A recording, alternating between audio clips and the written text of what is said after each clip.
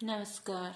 मैं Shashi Prabha Saraswat, associate professor Hindi, Shri Kalyan राजकीय कन्या महाविद्यालय सीकर।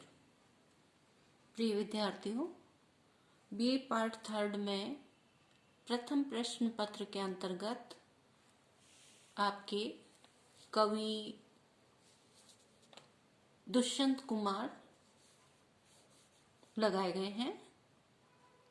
तो दुष्यंत कुमार के बारे में आज हम चर्चा करेंगे। कवि दुष्यंत कुमार की काव्यगत विशेषताएं क्या क्या हैं, दुष्यंत कुमार का थोड़ा सा परिचय जान लेते हैं। तो अपनी अध्ययनमाला को आगे बढ़ाते हैं। देखिए, दुष्यंत कुमार का पहला कविता संग्रह सूर्य का स्वागत सन 1957 में प्रकाशित हुआ था। इसका तात्पर्य है कि दुष्यंत की काव्य यात्रा स्वतंत्रता प्राप्ति के पश्चात आरंभ हुई। उनकी मृत्यु सन 1975 में हुई। उनकी काव्य रचना का काल सन 1955 से 1975 तक 20 वर्ष माना जा सकता है। हिंदी कविता में ये युग नई कविता का था। प्रयोगवाद का आंदोलन शांत हो रहा था और नवीन संस्करण नई कविता के रूप में साहित्य रूपी बाजार में आ रहा था। नई कविता के प्रवर्तक कहे जाने वाले डॉक्टर जगदीश गुप्त के शब्दों में नई कविता की परिभाषा इस प्रकार से है।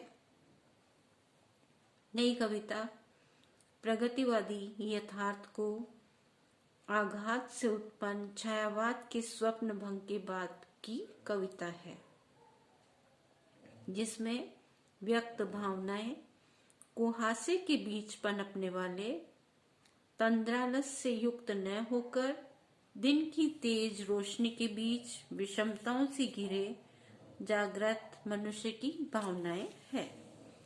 नई कविता की परिभाषा चाहे जो भी हो, पर नई कविता की प्रवृत्तियां अपने समसामयिक जीवन के समानांतर चलती हैं। नई कविता की विशेषताओं के साथ साथ दुष्यंत कुमार के समसामयिक आम आदमी की स्थिति पर प्रकाश डालना भी अनुचित नहीं होगा। काव्यगत विशेषताएं निम्नानुसार है। निराशा और अनास्था। ये युग जड़ता और अंधता का युग रहा है। इसमें सभी सामाजिक, धार्मिक, राजनीतिक एवं आर्थिक मान्यताएं असत्य सिद्ध हुई। समाज में व्याप्त कुंठा, निराशा, अवसाद और अंधी आस्था ही इसके लिए उत्तरदायी है। इनके साथ ही व्यक्तिगत स्वार्थों, बेईमानी, घूसखोरी, चोरबाजारी और निकम्मेपन से भी अपने आप को नहीं बचा पा रहे हैं। वर्तमान जीवन के दुख, निराशा, अभाव, अवसाद आदि का जिस सामाजिक व्यवस्था में जन्म हुआ, वह नाना प्रकार की श्रेणी वर्गों में विभक्त समाज की रुग्ण व्यवस्था है। नई कविता में इसी निराशा और घुटन, टूटन, अनास्था, दर्द, पीड़ा आदि के स्वरों की प्रचुरता दिखाई देती है। समसामयिक परिवेश इसे आषाढ़ के धरातल से उतरकर निराशा एवं निष्क्रियता की भूमि पर प्रतिष्ठित होने को विवश करता है। दुष्यंत कुमार भी निराधार से प्रभावित है, पर उनका निराशावाद प्रचारात्मक न होकर अनुभूतिपरक है।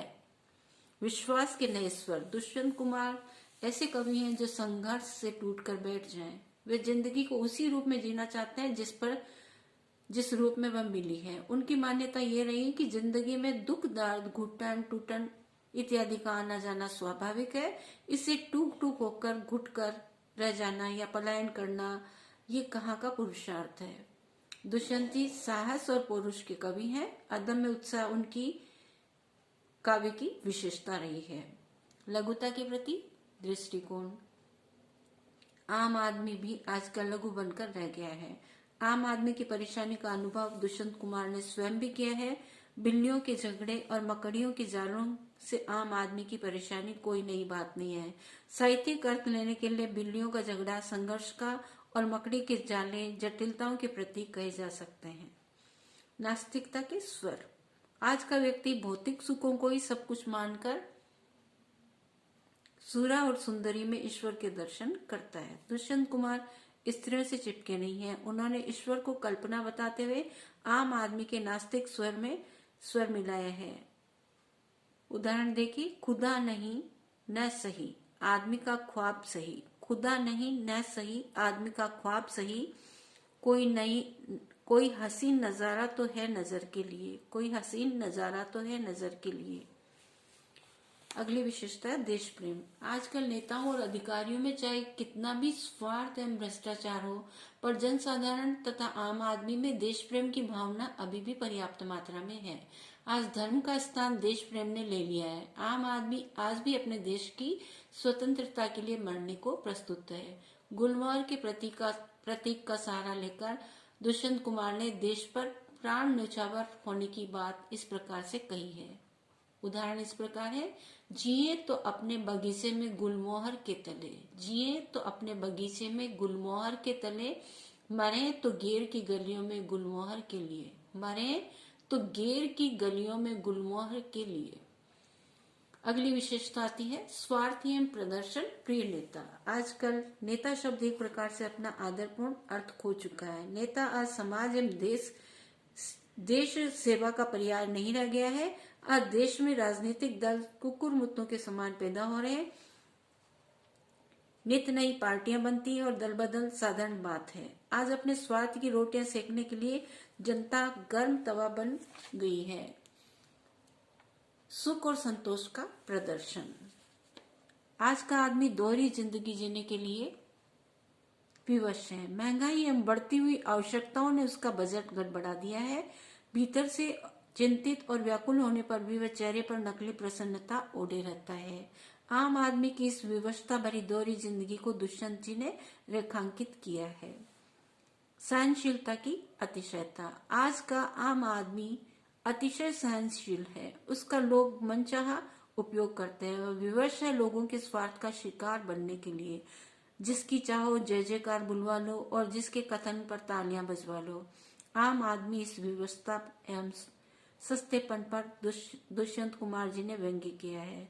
सहनशीलता एक गुण सही, पर सीमा लांघने पर भी अवगुण बन जाती है। जिस सहनशीलता का लाभ दूसरे उठाकर मूर्ख बनाए, उसे किसी भी प्रकार अच्छा नहीं कहा जा सकता। आज का आम आदमी इसी में प्रसन्न है कि स्वार्थ पूर्ति के लिए नेता उसकी समस्याओं की चर्चा कर रहे हैं।